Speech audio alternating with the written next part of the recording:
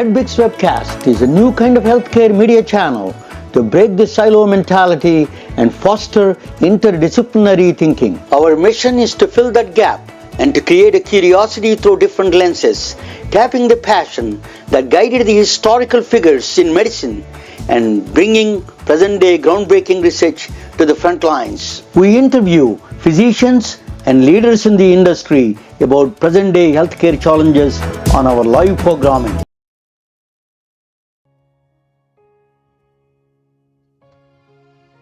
Just you'll see me in a second. I'm trying to come down there on the main stage. There's a little bit of a new things are going on here. Okay, welcome to the MedBix webcast. This is Ramana and I'm Raju. I'm the host. My music is still going on. Let me turn off the music. Sorry about that. I have is a new technology platform we have, so a little bit of a challenges.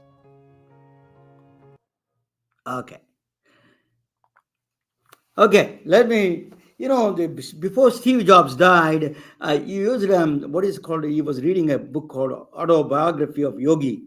In that book is, Yogi, I don't know the actual factual process, but what he mentions in that book is that Yogi mentions that he met several yogis who lived a long years, like 150, 200 years, that kind of things, if they've been living there a long time. So that is one of the famous books. He was one of his last books. Steve Jobs was reading about the longevity of a book of Yogi, autobiography of a Yogi, is a very runaway bestseller in this country. After that, actually, I came from then I want to tell you a story. It's very interesting for the guests that are coming in. I'm from a smallest village, a remote village in India. It's just corners, very, very small corner of India. The village has a 2,000 population. Right across our village, at the end of the village, we had one yogi. He was in a rotunda. He was locked in a rotunda. It's completely, there is no doors. He has to come out. If he wants to come out, he has to take a ladder from inside and come out. It's a small room. It's just a basic room. It's fascinatingly small room. And then amazingly small room. And there is no air conditioning, nothing there. It's just a place to sit down. And he's in a constant meditative state. Constant meditative state.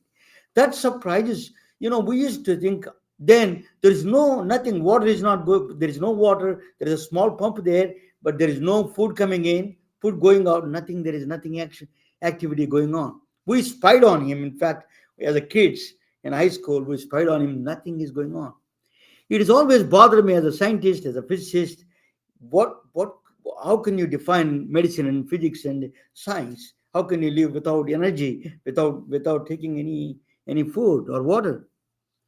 So it's been a long time. It took me 50 years to understand this process. It is possible. When a lot of times the doctors doing the EKG studies, electrocardiogram for the heart, one of the things they did not pay a whole lot of attention is heart rate variability. That heart rate variability, that is some of these people who are into the samadhi, they call meditative state.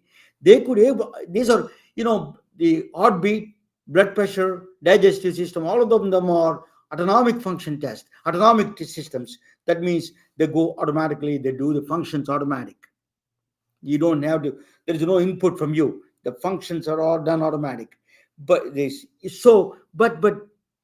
are certain people in the world, there are the yogis, that's what they did. They control the autonomic functions.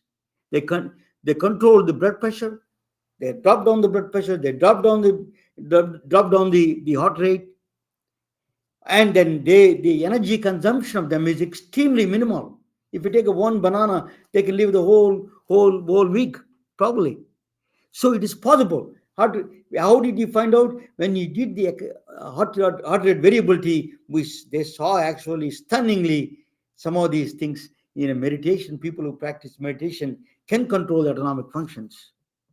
That is really peer-reviewed studies are done on this. Emory University in Atlanta, my hometown, then Boston Mass General Hospital. They did a study together. So there is a ample evidence of that autonomic influence is there. The mind influence, mind over matter they call, but it is autonomic functions can be controlled. That is a. So my guest, she's coming from my hometown, and my lived in long time in Atlanta, as Atlanta, Georgia. So her name is Ann Powers. She is a naturopathy doctor. She was been practicing several things. One of the things she's doing is qualitative electroencephalography and is studying the brain mapping. you know when you think about psychedelics, I was reading about a lot about psychedelics nowadays because of a lot of new research is coming up. They say the regions of the brain talk each other very only when the time when people are on the psychedelics. So that's really, brain is still a very mysterious organ. It's a very complex organ. We have 100 billion neurons, and it is a very complex and trillion connections. Is a larger than a universe itself. So let us talk about this. This is a but there is a comprehensive way the brain works, in a very simple way. It works, understand things, seeing things, those kind of things. So let us see. Let me bring my guest, the chief guest. Her name is Ann Powers from Atlanta, Georgia. She is a naturopathy doctor. Let me bring her. Welcome, Ann Powers, right? Welcome Yes, to my big hi. webcast, Anna, So right? good to be I'm here. saying Anna Powers. Welcome to the Medbix webcast. Thank you. Tell me your Very happy background to a little bit, if you don't mind, a little bit of your journey to this, what you're doing now. talk about what I'm doing now. Yeah, Um, talk about your journey from Savannah to from where do you from, and how did you end up in Atlanta, Georgia? oh wow. Well, I'll give you the shorter version because we'd Short be here for version. a long time. Yeah. um, so hi, I grew up in Savannah and I had a pretty unhealthy childhood from rheumatic fever to Guillain-Barré to an ulcer to chronic headaches and GI issues, all before I was 18. And then I met a naturopath when I was 25, and she helped me with my health dramatically. And so she inspired me to move into this field. And it's had several iterations, but in 2014, I completed my naturopathic program, and I've been seeing patients ever since then here in Georgia, in Roswell, partly at Longevity Health Center for the last 7. So that's the nutshell of it, and it's been an amazing journey to be able to see how much the body can heal when you take off the toxic load and you give it the nutrition that it needs and the support that it needs, like doing a brain map and followed by neurofeedback. So you give a shorter version, very good. But let me.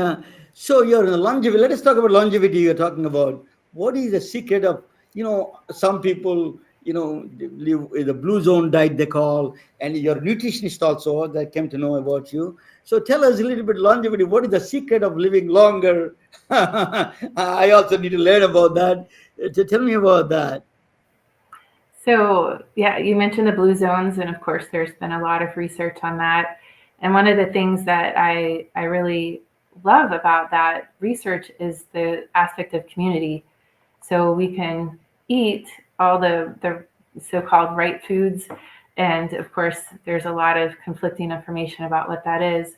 But when you eat it with with the community, then you have a lot more longevity than when people are uh, doing things by themselves in isolation and stressed about what they're eating and stressed at their jobs and stressed with their families. So for me, the number one thing is to minimize stress, to minimize anxiety, to work on our mindset. all the other things, the nutrition and decreasing toxic load and meditation and yoga, those are all really important.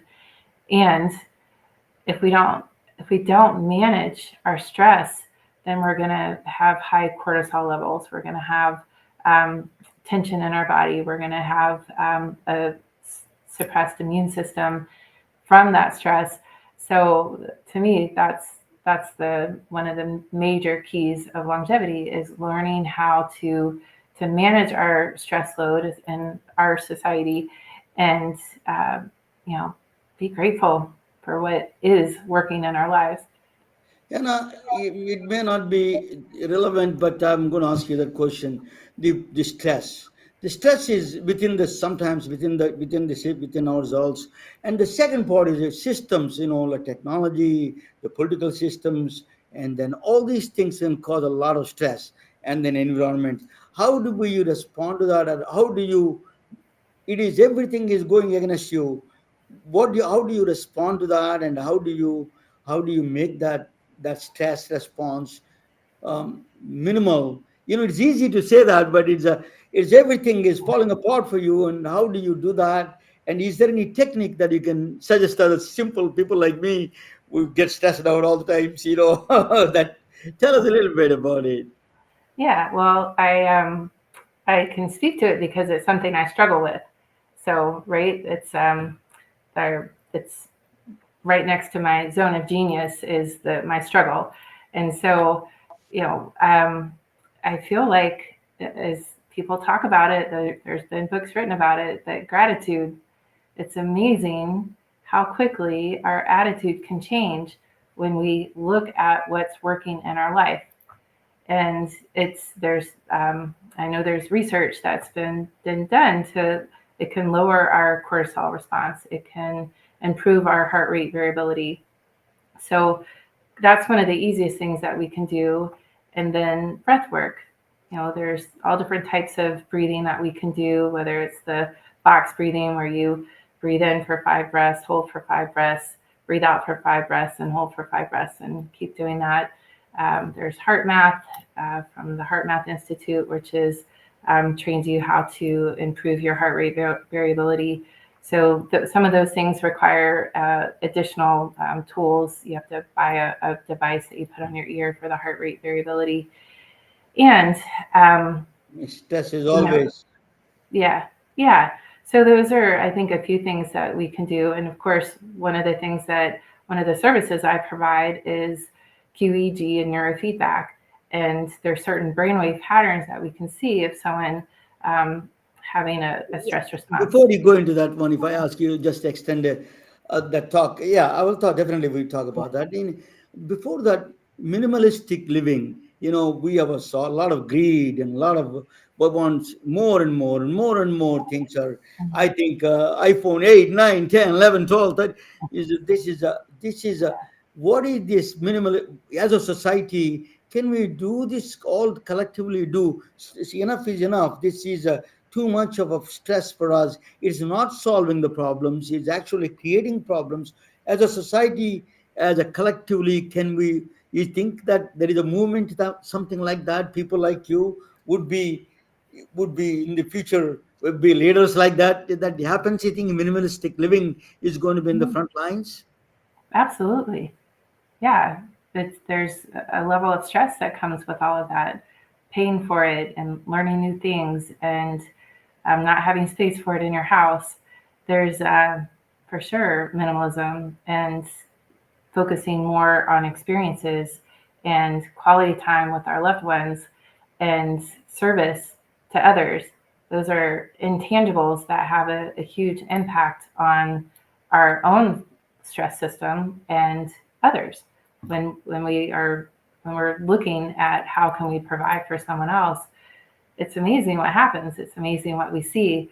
What we focus on, we see more of, right? That's how the brain is designed, the Mhm. reticular Yes. activating system of the brain. You learn a new word and all of a sudden you hear it. A friend buys a new car and all of a sudden you see that car everywhere. It's been there the whole time. Our brain was screening it out. So when you start focusing on what you're grateful for, where can you serve, and less on what you need to buy. I think a lot can be done for less stress. We need less. We need less money. We aren't going to stress about it as much. That's So, beautiful. mhm. Beautiful Thank you. advice. Grateful to the what you have, and also the what the passions you like, and all those things, or Yeah. what things that you love is just to focus on that rather than looking at Yeah. friends' cards. That's a focus on that. It is a very great advice. But Thank you. another thing you do is a brain is a very complex organism. We don't understand it. Anybody says that they understand it, even we are far long away from understanding the brain. Mhm. It is one of the world, that universe itself, and tell us that what do you do with the relationships and the complexities that arise from the brain is mother daughter relationships, and husband wife relationships, and divorces, and all these things. There's a lot of complexities there in the brain. How do we get this in order and see that simplicity? What is the brain wants to do, actually? What is the brain's goal is? Can you extend it, you, because you see a lot of patients? What is the brain goal for the body? Well, to survive is the main Survive. goal. Yeah, Yeah, at the physiological level, and then who inhabits the body probably has little loftier goals. Um, so, so the question is, what is the brain's main goal? And to survive. survive. And I think, and but it's a tool.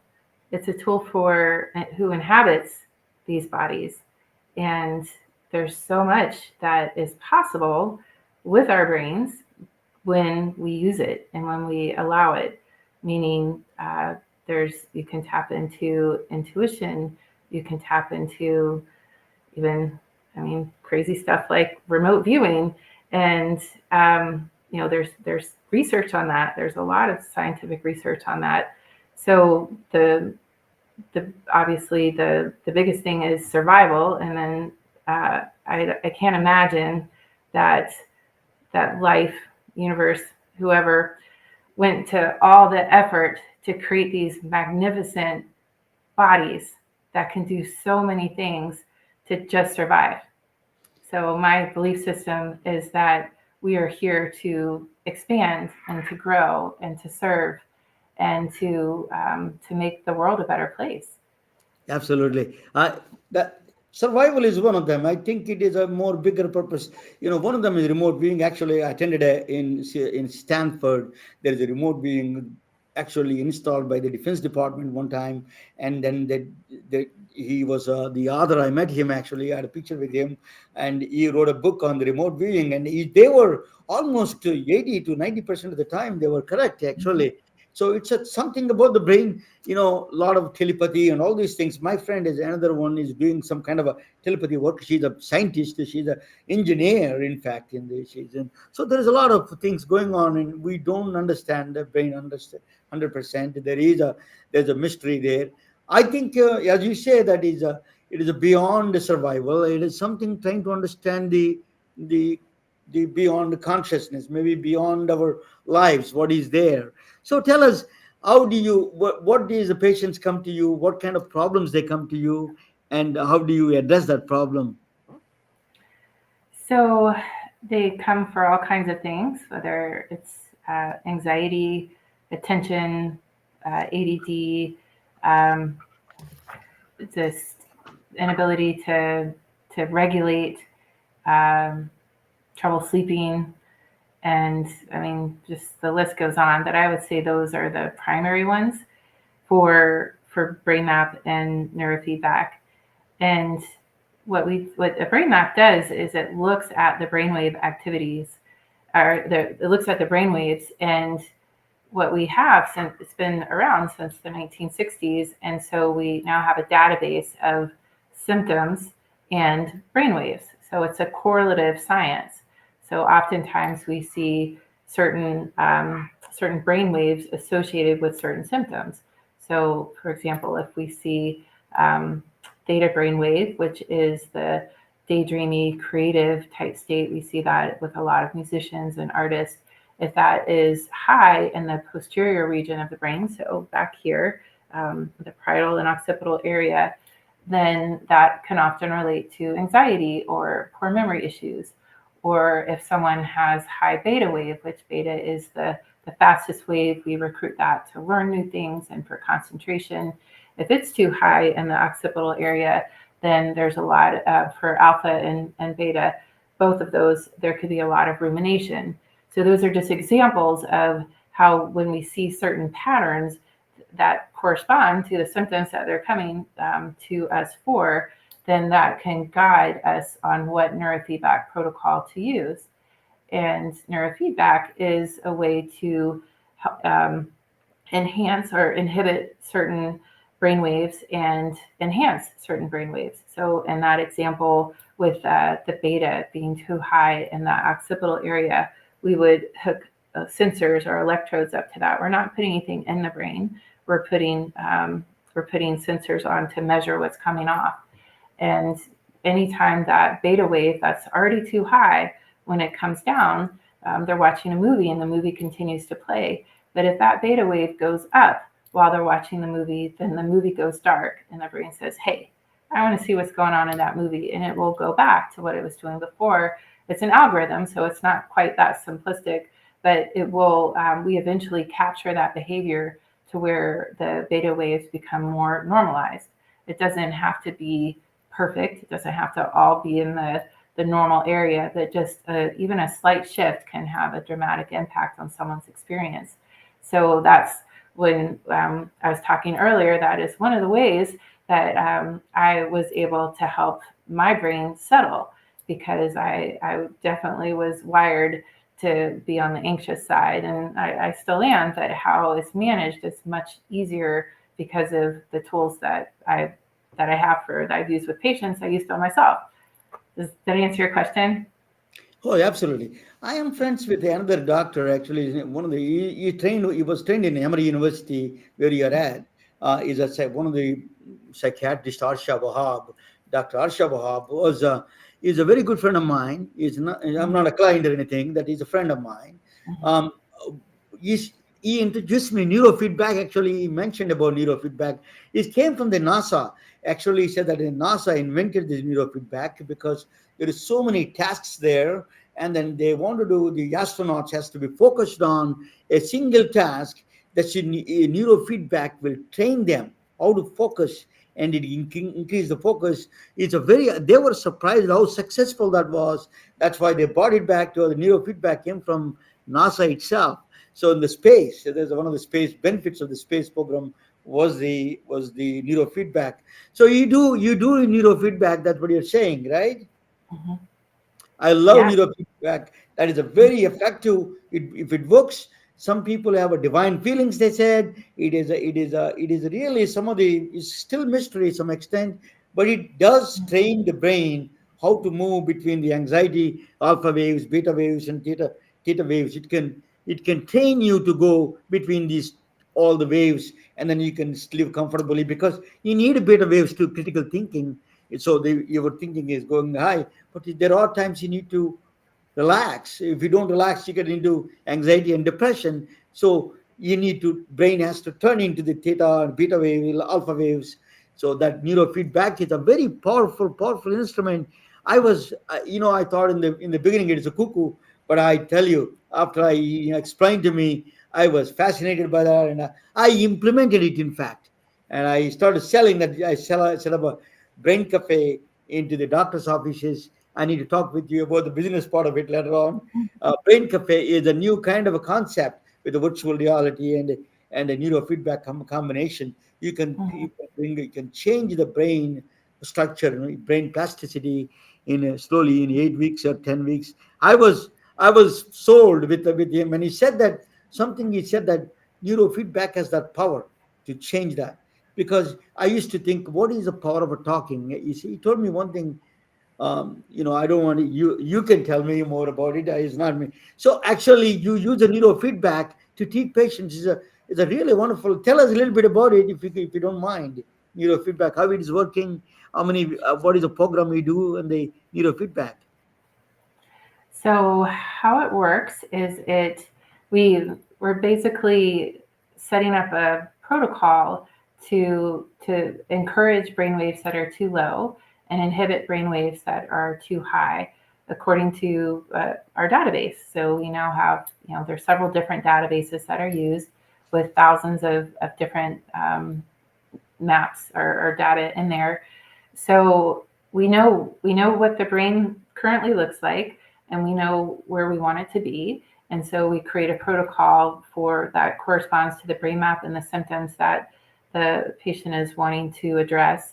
So we'll take focus as this example. So focus, it depends on the map, but as an example, focus often looks like too little beta in the prefrontal cortex here and too high of theta, which is that daydreamy creative state. So you have a lot of daydreamy state and not very much concentration focus state. So you could see how that would make it hard to go to school or function in life.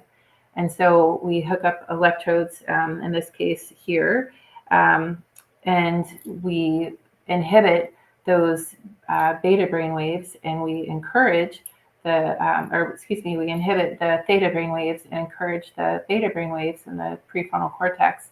And we do that. Sessions are typically 30 minutes at a time, and we typically do anywhere from 20 to 40 sessions, up to 60. And each session, we're just taking a little bit of ground. It's not like one session and you're done, but we'll take a little bit of ground, meaning we're looking at the trend. Does the beta go up and does the theta go down? And if we even just get one time where that happens, that session is considered a success. And so we, over time, we're shifting that ratio of the theta to beta brainwaves, and people will report, wow, I'm able to focus more. I'm able to do my homework without prompting. Or, moms will say, oh my gosh, I didn't have to beg my child 10 times to do his homework or her homework. So I think that kind of answers the question of how Absolutely. long, how many sessions. Great. I will validate that for you. In fact, those databases you're talking about is a very strong mathematical background, mathematical and statistical backgrounds there. They have. It is a very Fourier transformation is a very well written, well solid on the solid grounds. These analyses are, because that they are all from a strong mathematics, and they all came from a very strong mathematical background. So that is really analysis. We, as I was mentioning about you, about that my village in town, EKG took almost 100 years to find out there is something hiding behind that EKGs, which is how they control autonomic functions. And the same thing in EEG, in the brain waves. So a lot of things are hidden. We got these databases, that the brain mapping technology and brain mapping analysis can bring that things. No question about that. I'm a strong believer in that. Mathematics has a lot to contribute. There's databases has a lot to say to these kind of things. And Mhm. and I wanted to ask you one more thing: is if you see a theta wave state, a present achievable state, okay, some calm state, can you is there any way that you have technique that you can repeat that state again? You can induce that state second time, third time, or what are the things that you followed that they calm down? You made them calm down with the neurofeedback, whatever it is. Can you? What are the things you learn to repeat, bring that back, that state? So typically, with when we're doing the sessions, people will report like, oh, I felt better for a few hours after doing the neurofeedback session. And they'll say that for maybe after the fifth session. And then maybe a few sessions later, they'll say, oh, it lasted for a day. And then they'll say it lasted for 2 days. So over time, we're retraining the brain and I believe we're creating new neuronal networks to have that state be more common and more accessible. So eventually, before we're complete, they are staying in that state ongoing unless there's, they need to, if they're in school, they're not going to be zoned out in a meditative state. But overall, like I just completed uh, sessions with a man in his 60s, and we were doing it for anxiety and uh, just being more irritable. And he was like, "Yeah, I feel like my old laid back self again." So it's not temporary. Over time, if we once somebody is maintaining that state and they say, "Yeah, I've since the last session, I've been calmer, I've been less anxious, I've been able less irritable," then we just need to do 10 sessions to lock that in, and then they're done. Unless there's some traumatic event, physical or emotional, then that's their new state. So they don't have to. There's no tune-ups, or uh, it doesn't go away. As far as I've been doing this for since 2008, and no one's called me and said, "Oh my gosh, all my neurofeedback trainings, but come undone." And I'm pretty accessible to find. So did I answer your question? Yeah, you did answer it very well. Actually, you're doing very great job. Let me ask you. Let me talk about subject now. So, I'm going to extend it. This is actually my present. I do a presentation. After that, I come back and ask you how do you that they can reach you. But here is a presentation about the previous guest, Dr. John Huff, is supposed to be there.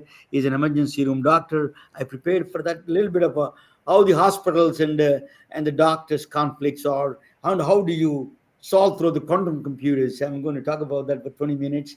But that the thing is that Dr. Ruff called me, actually apologized that he was confused about the dates and times. But say anyway, that's fine. I have a wonderful guest now, Anna Powers. She did really educated us quite a bit about the brain. So I'm going to present the topic about and also she likes quantum physics. So this is going to be interesting topic for her. And Anna Powers from Atlanta, Georgia, my hometown. So I'm going to talk about I don't know, the computer is extremely slow. It is okay. There is a world in the hospitals. They call the in a hospital suits versus scrubs. Because management versus, basically they're talking about management versus doctors. Doctors have complaints. They complain. They think inefficiencies in the management, but there is some hidden complexity there that the people don't understand, the hidden complexity. I'm going to explain that hidden complexity. Even the management cannot do. Is the defense. I have Optima CEO. Everybody was attacking him. Wayne Decker, not the present CEO. Previous CEO. His name is Wayne Decker. Dr. Decker. He's a doctor actually. Everybody's attacking him. How bad these CEOs are and all those things. Then I defended him. He has given a system, and he needs to be worked within that constraints, and he can do certain things, and being put them as a villains always is not a good idea. So this is a little bit tells you why there is a complexity in the system.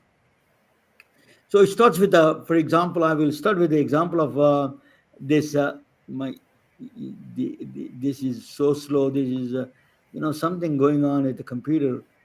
um, just a minute. I went too far. That is a second. I need to move on to some other place to do the podcast. But anyway, again, is just, yeah. It is a Coco Chanel loves pearls, right? Coco Chanel loved pearls, and what she did was, uh, why there is a lot of things going on there. I don't know a little bit, but Coco Chanel loved pearls.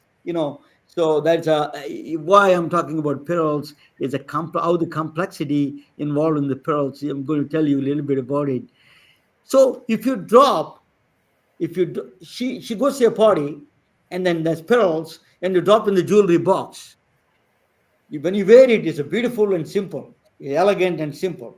And when you drop in the jewelry box, the complexity comes out, because if you drop for 1 billion years every day, same You cannot repeat that pattern again. 1 billion years. You can do that to draw to get the same pattern the way it falls on the jewelry box. You wanted to get back the same pattern. It takes a 1 billion years. Even if you don't come close. This looks very simple, but it's very strange. That is a because the reason is I am the reason is for another example I give to you. You have a piece of paper, white paper like this. The one in the then I carry this paper, and if you calculate a little bit, the number of ways you can do origami like a bird that you can do through a Japanese structure, very nice and well done. I can do that actually. I learned it. But if you can also complete when you crumple this paper, the way it can crumple, the number of ways you can count in the computation wise is a billions of times. There is no computer can compute the number of ways it can fold. That is, no fastest computer can come close to that. So, so why I'm talking about all these Coco Chanel and piece of papers? The reason is healthcare is a complex. Healthcare logistics are very complex things. You know, our brains are actually the reason is we don't think exponential thinking. Our brains are a linear world. Linear world means step by step. We think what is the number A, the step number one, step number two. So our brains are trained to be linear thinking. The early stages of and actually when our brain is very slow to learn, and then the end stages is overwhelming. I feel that all the time. It's overwhelming. Limited exposure to the daily life. Certain things you don't see plants that eat the bugs. You're not exposed to it because but plants can eat bugs.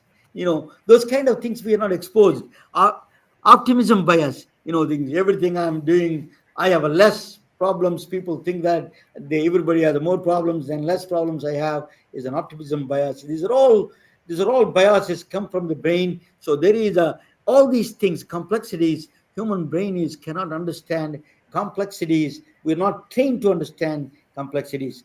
That's why we need a different kind of mechanism to do that.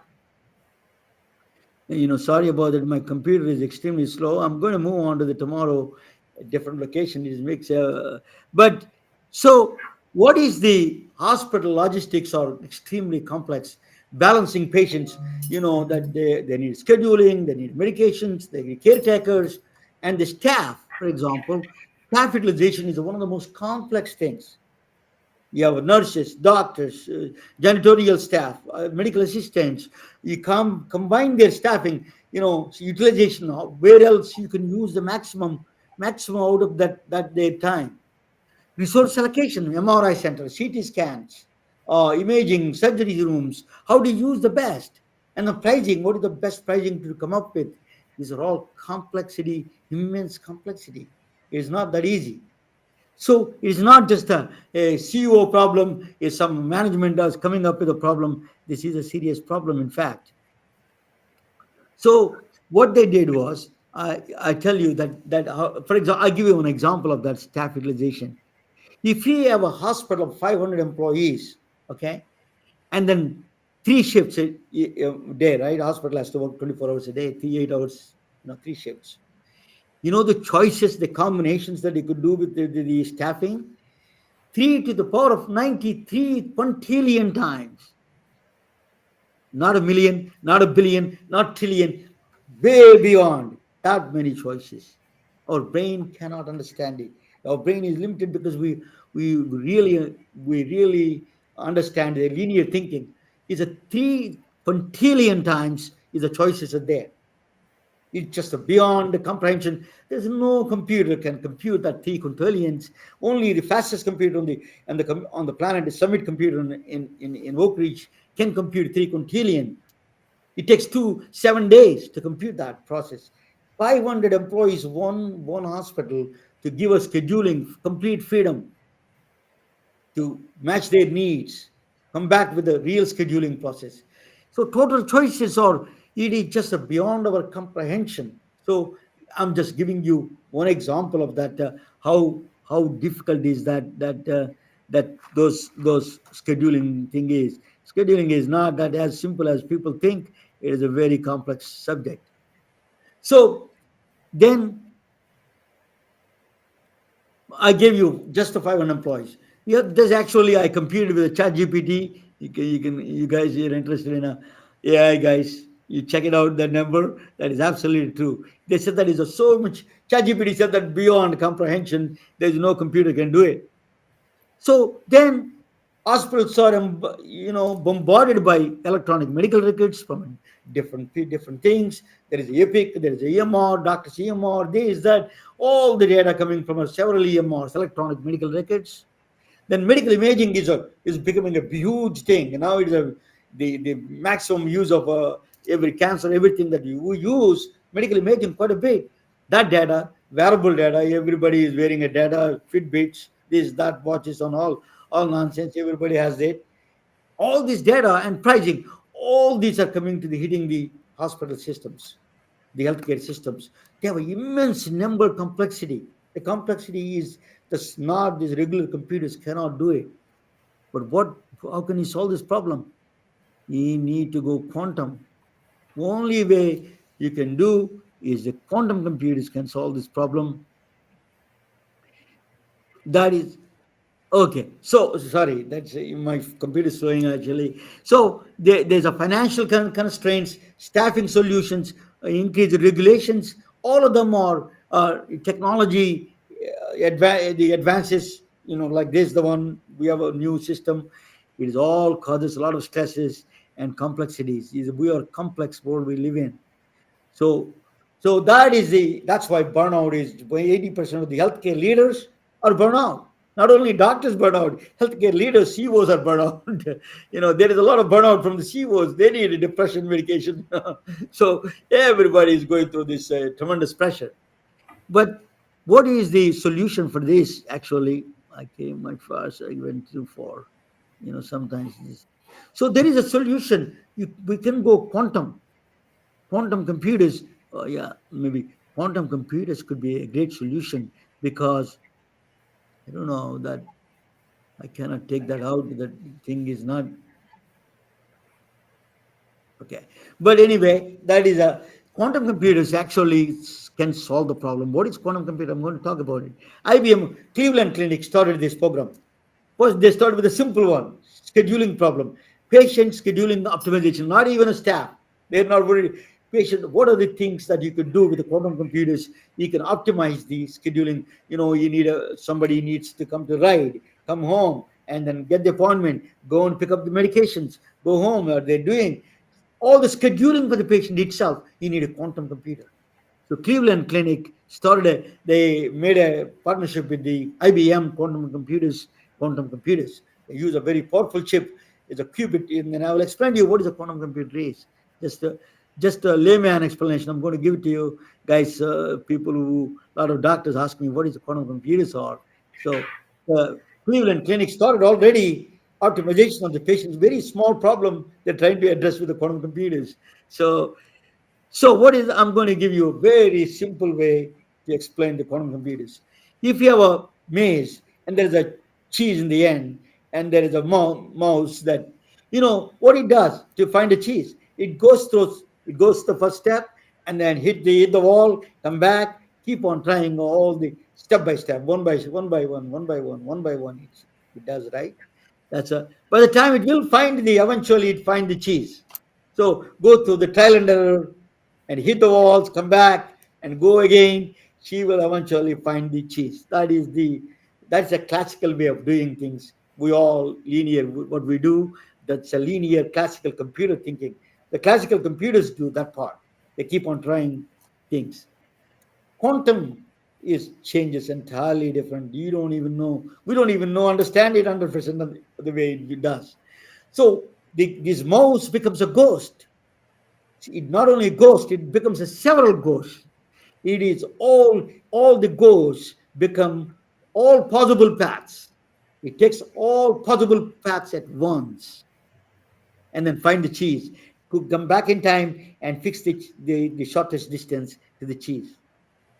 So the mouses become a ghost mouses, and they become all possible paths, every possible path, every all million trillion possible paths the type wants. Don't have to go step by step, and then they achieve the see the cheese, and that is a quantum system. That is what is the quantum system is. Is in layman terms I'm explaining, is not, I don't want to go into so, but that is what the difference between the classical and the quantum system is. So yeah, okay. So there are two things that when anybody says quantum computer, quantum system, we need to remember these two things they're talking about. When they say quantum, these two things are very important to understand. Superposition. Superposition is superposition is a Indian mythology. I'm from India. In Hindu religion, the Lord Shiva is a both man and woman same time. it's, it's a very combined view. We pray that he is a man and woman same time. So you have a system like the ball is a blue and red same time. It just is not a counterintuitive thought, but it is what it is. Entanglement is comes out of the entanglement is the main thing actually. Superposition comes out of it, but entanglement is like two twin sisters. They're separated from a long distance, and they feel each other sometimes. It's not a real, but I'm giving you that somebody feels pain in the stomach, the other girl feels this thing. The twins can feel that. Remote viewing, Yana Powers is talking about, that kind of influence is there. Entanglement is two, see, in the particles, whether it's real in the human size level, but in the particle level, they're all true. There's two things that happens in the particle levels or micro level, superposition and entanglement. These are the two characteristics of the quantum physics. So you have to, these are, when anybody says quantum, that means superposition. They're talking about entanglement. These are two things. Now I'm going to explain the superposition a little bit more closely. It is a little tricky. A lot of people think misunderstand. Entanglement is like, entanglement is two sisters that say two twins. They're separated from each other, but they feel each other. Not only they're separated by one city or by other city. Particles can go billions of miles. They can feel each other. So one particle is here up and spin, the other particle is spin down. They without communicating. There's no known communication. We know they influence each other. That is called a quantum entanglement. They can be billion miles apart on the process. So that is a quantum entanglement, and the so it's very slow, and sorry about that. I'm in the Silicon Valley Technology, Silicon Valley Center. We have to really. I'm going to talk with the management about it, and otherwise I got to get my own system here. Okay. So I'm going to give you an example of superposition. What is it, that quantum? One of the characteristics of the superposition, very simple terms. You have a child.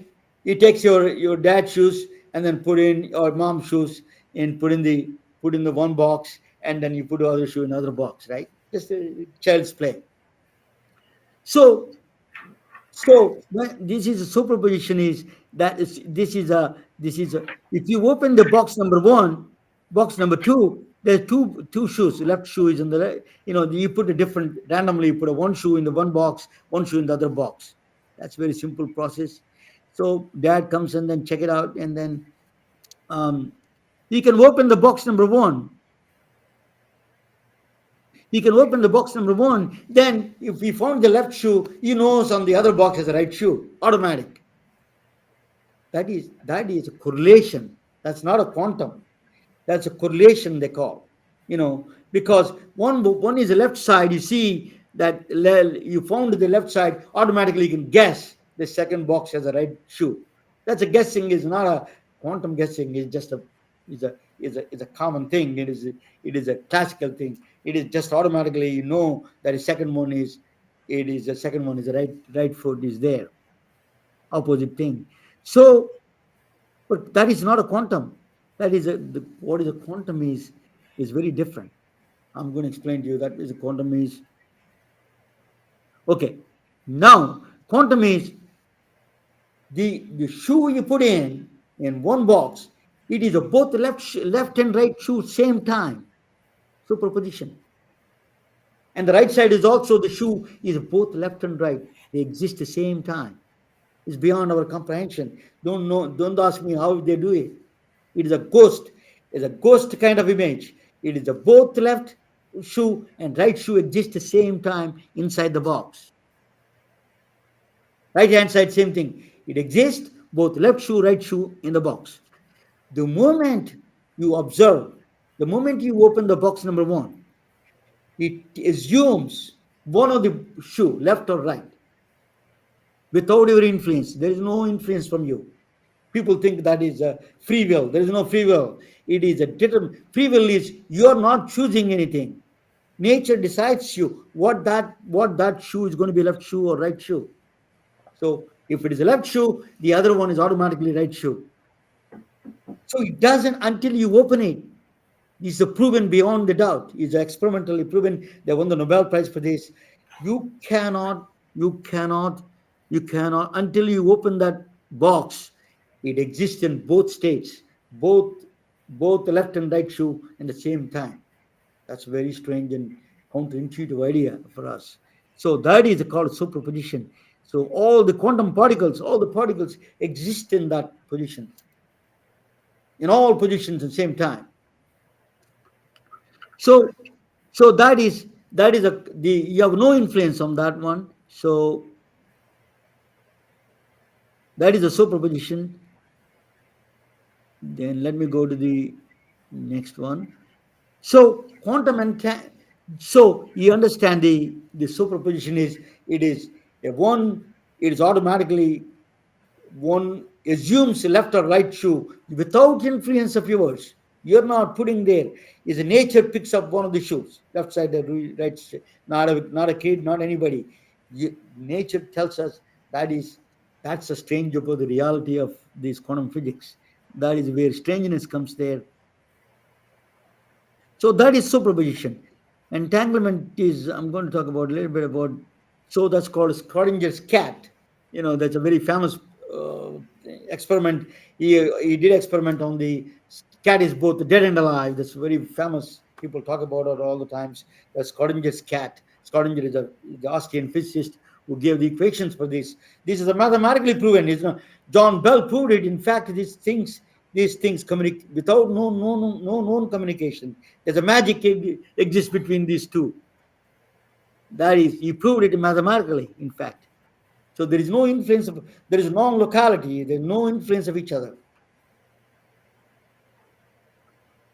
The no known communication, that's what I'm saying. So the next one is, I don't know what, this computer is acting up a little bit strange, but I'm going to. So yeah, if you want, for example, if the light bulb, and I am giving another example of the quantum system. If you wanted to know this particular light, the light is connected to the light switch, you have to do on or an off. You have to do twice, right? In the quantum system, you don't have to touch anything. That's magic. It exists both one and zero, on and off are same. So that is the quantum system. It's a little bit strange, counterintuitive, and you don't get these ideas that. So quantum computers work on is bits called classical computers works on a 0 and 1, 0 and 1. Either one is on and off. In a quantum system, they work as a both is a 1 and 0 combined, is together. So that's the reason it can be act like a ghost and do all the calculations one time. A computer, the fastest computer, takes 1,000 years. Quantum computer can do in 1 hour. The fastest computer on Summit Computer in Oak Ridge, Tennessee, can do a calculation for it takes one year or 100 years, 1,000 years. It takes less than 30 minutes. It can do. Quantum computers can do because it does all possible paths magically. That is the strangest thing about it. So these people won the Nobel Prize for this experimentally. They verified this thing. It's called the Einstein used to call spooky action at distance. They verified it. Now you can send these quantum particles into different, even across the ocean now. So there is a big thing going on right now. There is a lot of everybody wants to be in the game. IBM, Microsoft, Google, Intel, everybody is trying to get into this game because there's a lot of money, because you can solve a lot of problems. But that's IBM computers. That's a Google computers is one of the deep mind. So the what is the advantage of the advantage of the quantum computers? Now we know the numerical data. I know the numbers games, but we don't know the qualitative data. That's just too much. Qualitative data means when you see something, you love somebody, you love something at certain scenes. These are the qualitative data. We don't collect them. That is, quantum computer can handle that kind of a qualitative data. So numerical data plus quantitative data is combined in the quantum computers. That's the only way you can get the both data. So what it means is understanding you. Qualitative data and numerical data, if they combine them together, it is called quantum natural language processing. It is understanding you. It's truly computer is understanding you. It is the concepts and relationships. That's our human brain works on the concepts and relationships. It understands that part of it. That's the quantum computers. So that is, we are coming there. AI, artificial intelligence, and the quantum computer. If you combine them together, one day it becomes you. It understands your qualitative, when you feel love, when you feel hate, when you feel anger, frustration. All of them are qualitative analysis it can do. It's not there. We're not there yet, but working on it. We are very close. So the thing is that then one, but there is a strange thing.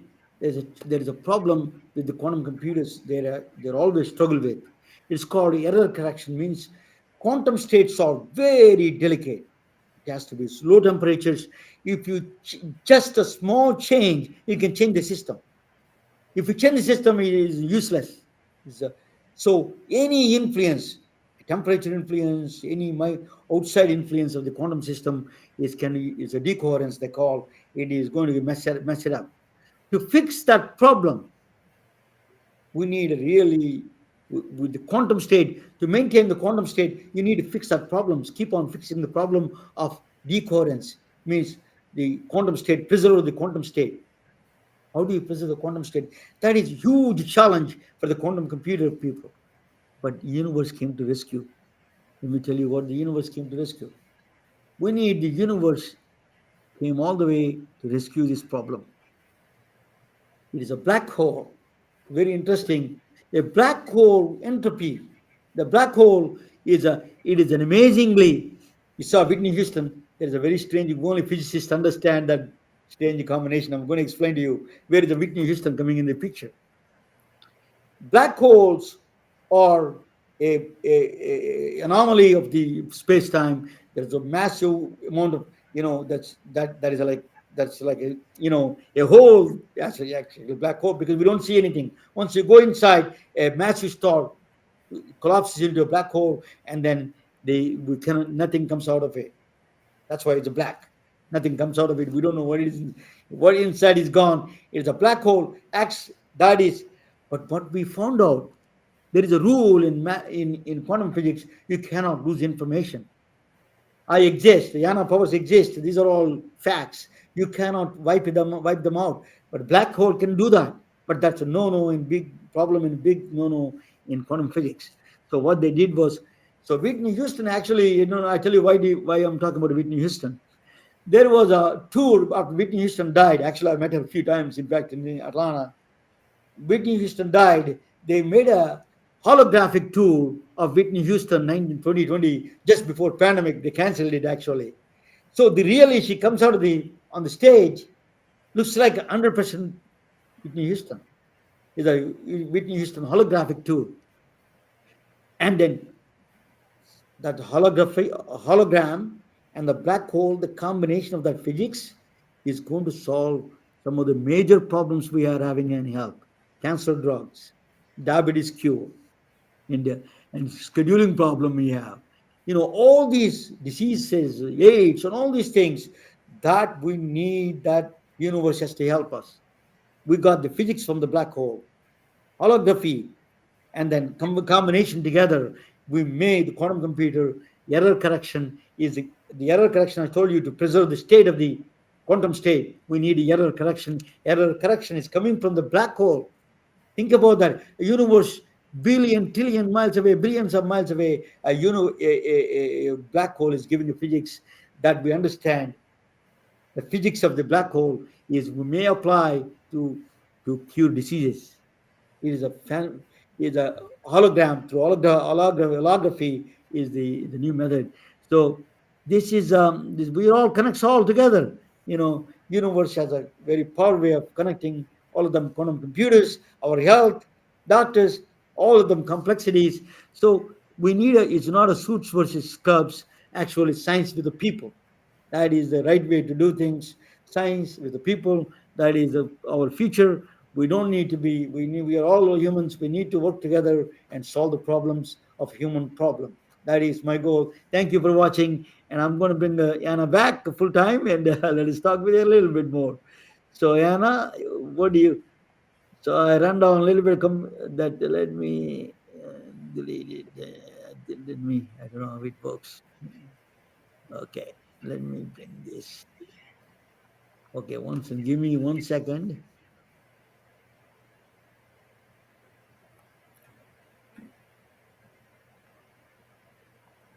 Yeah, I need to. Yeah, this is one. I have to hide it. They come. Okay. Yeah, now what do you think of it, Anna? It's just very different one. I presented it, right? Yeah. I loved it. I loved how you were able to tie it all together. You know, we do have a lot of problems just from, like you were talking about, just scheduling in a hospital to um, just in all kinds of ways, whether it's like I saw in their insurance premiums and um, to be able to tap into the quantum world to solve our problems. Like it reminded me of on Star Trek with some of the healing tools that they had. You know, those were totally operating on quantum physics to be able to scan the body and determine what's going on with it without having to touch the body. Like I love that they were thinking quantum physics back in the 60s for that. So how you tied it all together was just brilliant, very impressive. And to be able to explain the quantum physics principles in diverse and simple ways Yeah. was just really awe inspiring. Thank you. That's what that's one of the things is a lot of times people you need to be clear. One of the thing is your knowledge is a free knowledge is we have to give the knowledge. That's the only way humans can survive. Share the knowledge and work together. That's a big problem we have now. Everybody is on other side, you are the other side, and we came from the earth is rotating, the laws of physics. It doesn't care whether what color, what religion, what is all. It is rotating by itself, and then we all 100 years from now we all die, and then new people come up, new breed of humans come up. So we need to be really about it. The brain is the only way I feel that I'm a physicist, but still I feel sometimes I feel that next thing. I think brain has that a soul and a consciousness is it remains, and it keeps moving into that's my feeling. I'm not proving it to you. I don't have the mathematics to prove it, but I feel that the consciousness exists, and then we have that universal consciousness that we all share. I think that is the you're tapping into and helping people. At the end of the day, you're helping people. Tell us your where do you so what is your goal, and what do you do with the patients that you are trying to help a lot of people? So that's a really we need a integrative medicine is not against the medical field. They should not be. And it is a complementary medicine. It's not a it's a complementary. You can do all together. It doesn't need to be go against the traditional medicine or for the traditional medicine. They should not do either. That's one thing American Medical Association, they have done for a long time, and they paid a price. So they need to be understanding humans a little bit better, because that they're advocating the people, not the pharmaceutical companies, not the device companies. They need to advocate people, advocacy of people. That's a doc. The doctors should be advocacy. They advocate. They are the true advocates of the patients. So you're talking about patients' health. So I'm truly excited that you do neurofeedback, and that you do the quantitative analysis of the electroencephalograph brain. It is really a new field, the frontier. So my son is a neuroscientist, actually, from Vanderbilt. One day I will connect with you. He lives in Atlanta, in fact. Both of you should talk together. Actually, Ursula knows him. But tell us a little bit about your services that you offer, Anna. Okay. Um, just as you were speaking about what doctors provide and what healers provide, we provide the vision of what's possible for our patients, right? We provide the tools to help them get from where they are, a state of dis-ease, to ideally health in some way. And that to me is kind of the Schrodinger's cat. In a way, you have a sick patient and a healthy patient. And for me, I visualize and I hold that space for every patient to be healthy. I see them healthy. I treat them as if they are healthy, that they're symptom free. Um, and I feel like that gives them hope. I try to give them examples of people who have already overcome what they're trying to overcome. So I read and I am aware. I mean, it's not necessarily people I've met personally, but a lot of people share their journeys now through books and podcasts. So I try to share that. And then you asked me, how do I help people day to day? Correctly? That was the Yeah, question? what is it? Yeah, that's basically, yeah. Your website is longevityhealth.com, right? That is Yes. where people can reach you. Yes. So there we provide a lot of services. We've spoken tonight about Brain Map, which shows us what's going on in the brain, and neurofeedback, which helps change those brain waves and basically helps calm the nervous system and enable it to function in a more optimal state. And you'll see on the website longevityhealth.com that we do a lot of other services too. So just from some basic therapies to from sauna, we have a ton of things so that you can look at it there. But I think that kind of gives you an idea. We're looking at the whole person, and we have a lot of different ways that we help enable people to heal. And it's whether it's through neurofeedback or nutrition or supplements or homeopathics or infrared sauna or fit baths or acupuncture and thermography. We do a lot of things there. It's a great healing center. We've been around. The clinic was started 45 years ago, and it was just recently transferred to the original owner's daughters. So it's a new generation to create even more health, and we are able to work with people from all over the country. So even if you don't live in Atlanta, you can call and talk about what you're dealing with, and we can see if we can help or at least point you in the right direction. Impressive, Anna. Thank you for coming in the last minute. You accommodated for me. Thank you so much. I'm truly honored and privileged to have you. It's wonderful to talk with you. It is actually, so I wanted to ask you last question. What do you do? How do you relax? What do you do for relaxation? You go to the Blue Ridge Mountains? What do you do go to relax? Yeah, that's funny. It's funny because it's like, I really love what I do. Like it's my passion, it's my hobby. So I love to, like, if I'm going to sit down and read a book, it's going to be about my field. If I go to a lot of weekend workshops. But of course, I love spending time with my husband and my dog, and we go on fun dates, and go around Georgia to look at new things, new sites.